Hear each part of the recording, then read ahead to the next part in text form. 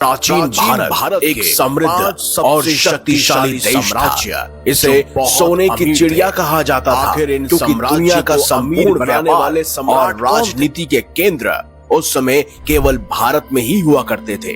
तब भारत की सीमाओं का विस्तार हिंदू कुश पर्वतमाला से लेकर अरुणाचल प्रदेश की पर्वतमाला तक और कैलाश पर्वत से लेकर कन्याकुमारी के पार समुद्र पर्यत तक भारत में ही हुआ करता था।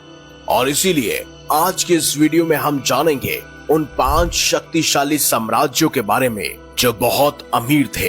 साथ ही उन महान सम्राटों के बारे में भी जानेंगे जिन्होंने अपने साम्राज्य को एक अमीर साम्राज्य बनाया।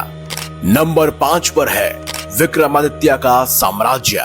विक्रम संवत के अनुसार अवंतिका यानी उज्जैन के महाराज धीराज राजा विक्रमादित्य आज से 2294 वर्ष पूर्व जन्मे थे। विक्रमादित्य अपने ज्ञान, वीरता और उदारशीलता के लिए प्रसिद्ध थे, जिनके दरबार में नवरत्न रहते थे, यानी कि 9 ऐसे लोग जो अलग अलग कलाओं में माहिर थे। इन्हें 9 रत्न भी कहा जाता था और यहीं से इस परंपरा का आरंभ हुआ था। महाकवि कालिदास की पुस्तक ज्योति विरध भरण के अनुसार उनके पास 30 मिलियन सैनिक और 100 मिलियन विभिन्न वाहनों के अलावा 25,000 हाथी और 400,000 समुद्री जहाजों की एक विशाल सेना थी। इसी से आप अंदाजा लगा सकते हैं कि इतनी विशाल सेना को संभालने के लिए उनके पास कितना अधिक धन मौजूद होगा। साथ ही साथ उनके ही नाम से वर्तमान में भारत में विक्रम संवत प्रचलित है।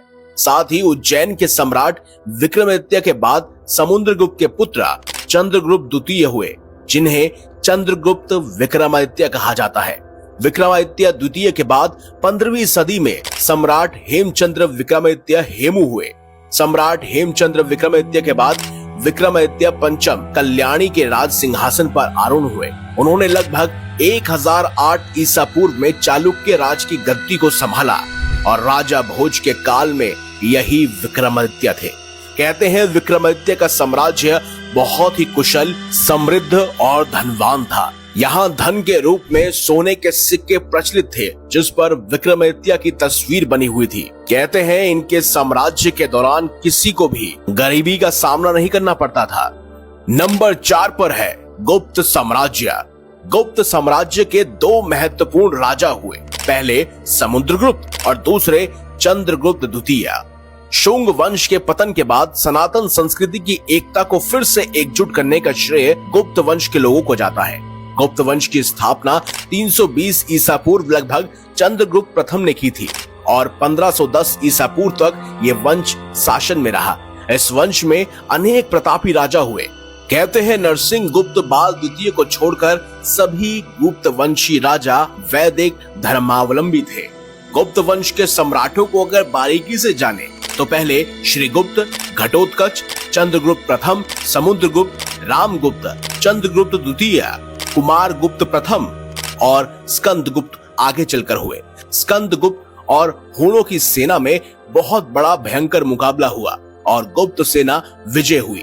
कहते हैं इनके पास अत्यधिक सेना का बल मौजूद था, साथ ही साथ इनके पास बहुत अधिक मात्रा में धन था। आप इस बात से भी अंदाजा लगा सकते हैं कि इन्होंने उस समय में कई सारे मंदिरों का निर्माण करवाया था, जिसमें इंटरलॉकिंग टेक्निक की सहायता ली गई थी, जिसके लिए बहुत अधिक खर्चा भी हुआ था। और उस समय में गुप्त साम्राज्य इतना सक्षम था कि उसने करोड़ों अरबों खरबों की संपत्ति सिर्फ मंदिरों पर लगाई। तीसरे नंबर पर है चालुक्य राजवंश साम्राज्य। चालुक्य राजवंश में सबसे शक्तिशाली पुलकेशिन द्वितीय था, जिसका शासनकाल 609 ईसा पूर्व से 642 ईसा पूर्व के मध्यम का माना जाता है। कहते हैं कि पुलकेशिन ने ग्रह युद्ध में चाचा मंगलेश पर विजय प्राप्त कर सत्ता पर कब्जा कर लिया था।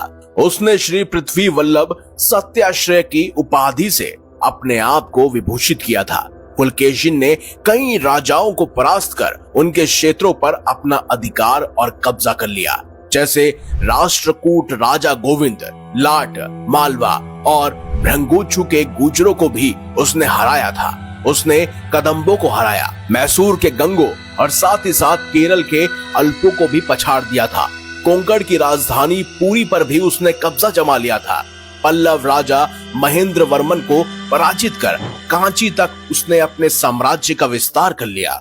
उससे भयभीत होकर चेर, चोल और पांड्यों ने उसकी अधीनता स्वीकार कर ली। उसने नर्मदा से कावेरी के तट के सभी प्रदेशों पर अपना आधिपत्य कायम कर लिया था। इस प्रकार दक्षिण के एक बड़े भूभाग पर उसका शासन था। कहते हैं चालुक्य राजवंश साम्राज्य के सबसे शक्तिशाली राजा के तौर पर पुलकेशिन ने अपने आप को साबित किया था। उनके पास इतनी अधिक धन संपत्ति थी जिसका हिसाब किताब इतिहास के पन्नों तक में नहीं लिखा जा सका। कहते हैं वो जिस रथ पर विराजमान होते थे वो खुद स्वर्ण का बना हुआ था, यानी कि सोने का। उनके संपूर्ण महल पर चांदी और साथ ही सोने की परत चढ़ी हुई थी और सबसे ज्यादा महंगा था उनका राज सिंहासन, जिसमें 35 से अधिक रत्न जड़े हुए थे। इसके अलावा पूरा का पूरा राज सिंहासन सोने का बना हुआ था। कई इतिहासकार मानते हैं कि उस समय में उसकी कीमत लगभग 200 करोड़ के आसपास थी और अब उसकी कुल संपत्ति का अंदाजा लगा पाना लगभग नामुमकिन है। शायद उस राज सिंहासन की कीमत खरबों में हो। नंबर 2 पर है पल्लव साम्राज्य। ऐसा माना जाता है कि पल्लवों द्वारा स्वतंत्र राज्य स्थापित करने के पूर्व वे 7 वाहनों के राजा के सामान्य थे।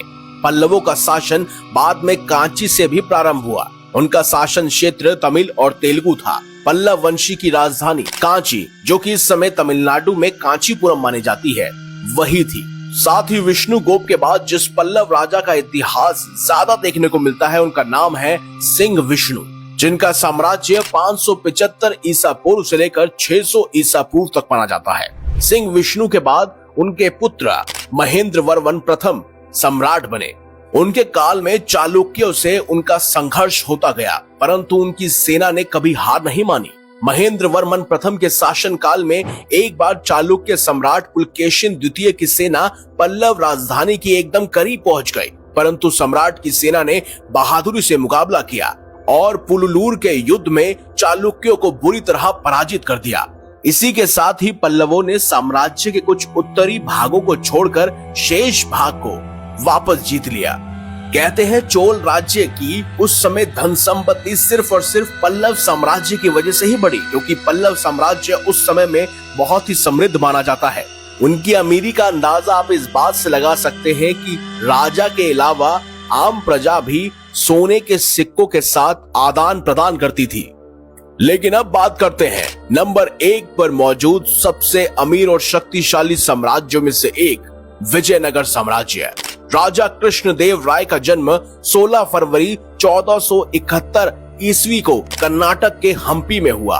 उनके पिता का नाम तुलुवा नरसा नायक और माता का नाम नागला देवी था। उनके बड़े भाई का नाम वीर नरसिंह था। कृष्णदेव राय को आंध्र भोज की उपाधि प्राप्त थी। इसके अलावा उन्हें अभिनव भोज और आंध्र पितामह भी कहा जाता है। कृष्णदेव राय एक अजय योद्धा थे। इस महान सम्राट का साम्राज्य अरब सागर से लेकर बंगाल की खाड़ी तक भारत के बड़े भूभाग में फैला हुआ था, जिसमें आज कर्नाटक, तमिलनाडु, आंध्र प्रदेश, केरल, गोवा और उड़ीसा प्रदेश शामिल है। महाराजा के राज्य की सीमाएं पूर्व में विशाखापट्टनम और पश्चिम में कोंकण, साथ ही दक्षिण में भारतीय प्रायद्वीप के अंतिम छोर तक पहुंच गई थी। धन संपत्ति के मामले में वो इतने अमीर थे कि आज उनकी संपत्ति लगभग खरबों से भी ज्यादा होती। आप ये मान सकते हैं कि दुनिया का सबसे अमीर आदमी जो इस समय में इलॉन मस्क है, वो उनसे भी 100 गुना ज्यादा अमीर थे। तो दोस्तों, यही थे प्राचीन भारत के वो 5 शक्तिशाली और अमीर साम्राज्य, जिनकी वजह से हमारे भारत देश को सोने की चिड़िया कहा जाता था। अगर आपको हमारी ये खास जानकारी या वीडियो अच्छी लगी है तो इस वीडियो को लाइक कीजिए, हमारे चैनल को सब्सक्राइब करें और ज्यादा से ज्यादा शेयर भी करें।